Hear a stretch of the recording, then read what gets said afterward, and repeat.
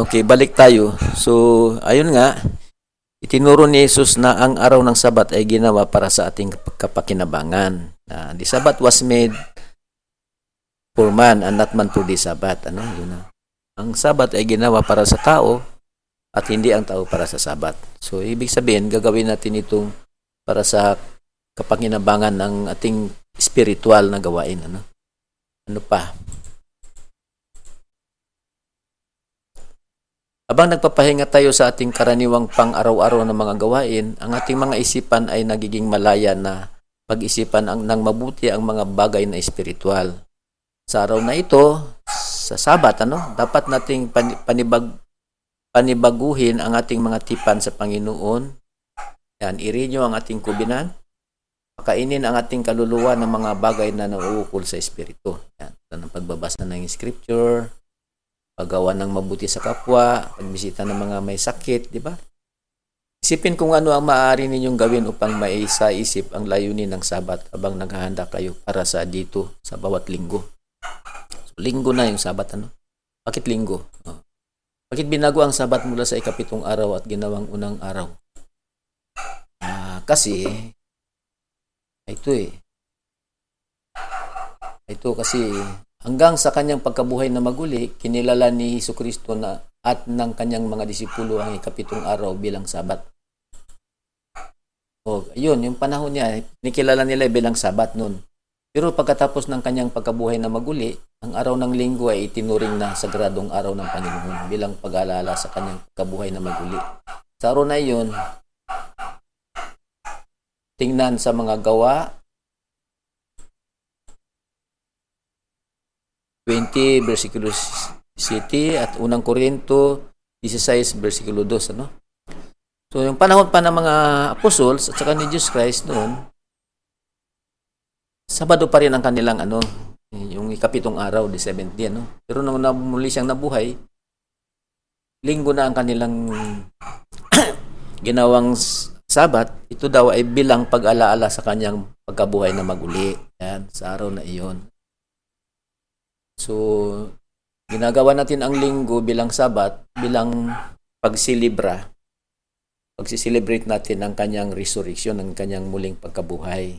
So guys, yun ang ating Sabat. So, yun na rin ang ating Sabat. Hindi naman mahalaga yan kung anong araw Sabi ng Diyos, maglaan ka ng isang araw para sa iyong Sabat. Basta magtrabaho ka sa loob ng 6 na araw at ikapito, ipahinga mo.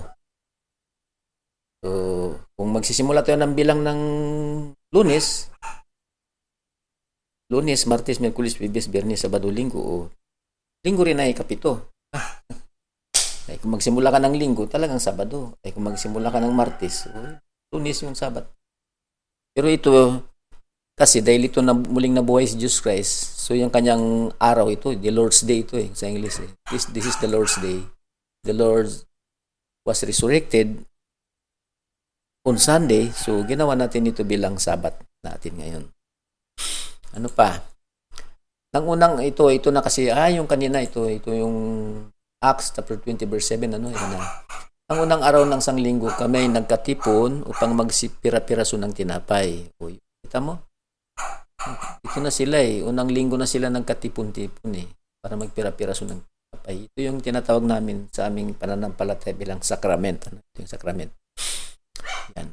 At kaya nangangaral din meron din kami Sunday school dyan. Ano pa?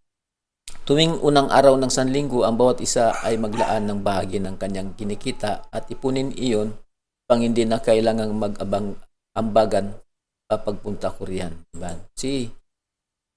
Ang bawat isa ay maglaan ng bahagi ng kanyang kinikita at ipunin iyon. Kasi pag linggo, magkita-kita sila doon sila. Sige, magbahagi-bahagi tayo dito. Pero nung buhay pa si Jesus Christ, saka yung mga pupunta rin siya sa mga sinagoga tuwing araw ng Sabado. Siyempre, nandoon yung mga tao pag Sabado. Yan, kaya sinasamantala din para mangaral. Pero ngayon, dahil linggo na yung Sabat natin. Mula noon, itinakda ng kanyang mga tagasunod ang unang araw ng linggo bilang kanilang Sabat. Kapwa noon at ngayon ay may 6 na araw ng paggawa at 1 araw para sa pamahinga at pagsamba. Yun, kita mo, wala namang nabago, di ba? I did not come to break the law, but to fulfill. Yan, sabi ni Jesus Christ. Walang nasira eh. Kung napalitan lang yung pangalan ng araw eh, wala namang araw nung gawin niya yung nung likhain niya yung mundo eh.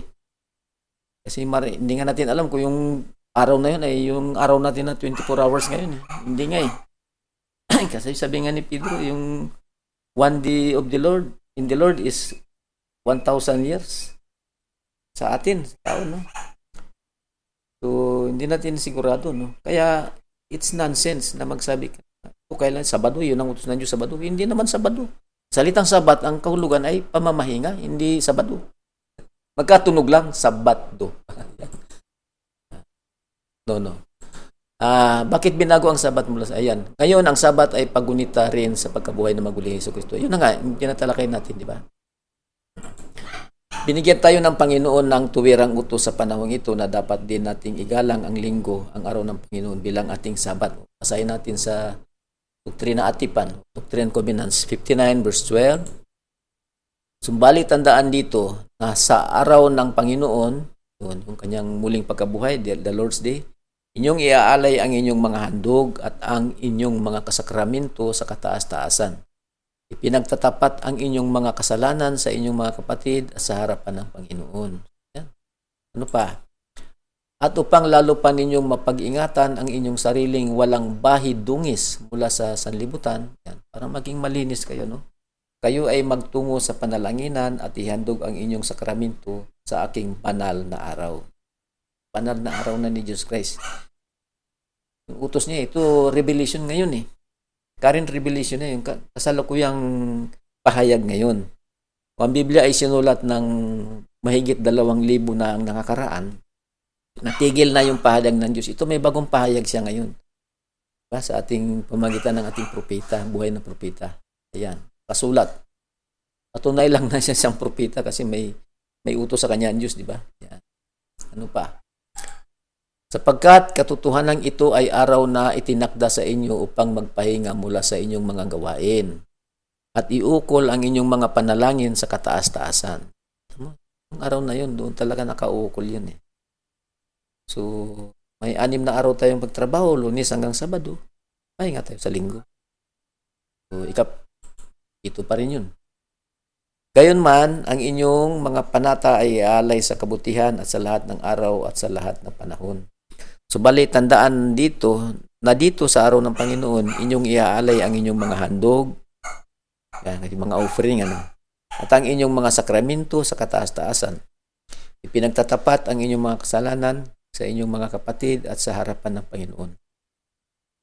Yan, sa simbahan namin, meron kaming sakrament, meron kaming fast offering, tapos na testimony, no? Nagkano kami ng testimony. Nagbabahagi kami ng mga mensahe. May mga nagawa kang mga mali, kino-confess din. Siguro. Mga pagpapala sa pagpapanatiling banal sa araw ng Sabat. Ito naman yung mga pagpapala, yung mga blessings. Yan. Kung may blessings talaga, no? Babasa natin yan. Ito, basahin natin. Kung iginagalang natin ang araw ng Sabat, maaari tayong tumanggap ng maraming spiritual at temporal na pagpapala. Sinabi ng Panginoon na kung ngingilin natin ang araw ng Sabat ng may pasasalamat at malugod na puso, tayo ay mapupuno ng kagalakan. Nangako siya. Katotohanang sinasabi ko na mayayamang ginagawa ninyo ito. Katotohanang sinasabi ko na yamang ginagawa ninyo ito, ang kabuuan ng mundo ay sa inyo, ang mga hayop sa parang at ang mga ibon sa ipapawid, at ayaong umaakyat sa mga puno at lumalakad sa lupa. Yun ang blessings. Papasa atin yun. Bibigay sa atin yung mga kailangan natin na yun. Ano pa. Oo, at ang damo at ang mabubuting bagay na nanggagaling sa lupa, maging para sa pagkain o para sa kasuotan, o para sa mga bahay o para sa mga kamalig, o para sa mga taniman, o para sa mga halamanan, para sa mga basan. Lahat ng bagay na nanggagaling sa lupa sa panahon iyon ay ginawa para sa kinabangan at gamit ng tao, kapwa upang makalugod sa mata at upang pasiglahin ang puso, o para sa pagkain at para sa kasuotan, para sa panlasa at para sa pangamoy, upang palakasin ang katawan at pasiglahin ang kaluluwa. Even yung mga bagay na yun, ipapahintulot sa atin ng Diyos.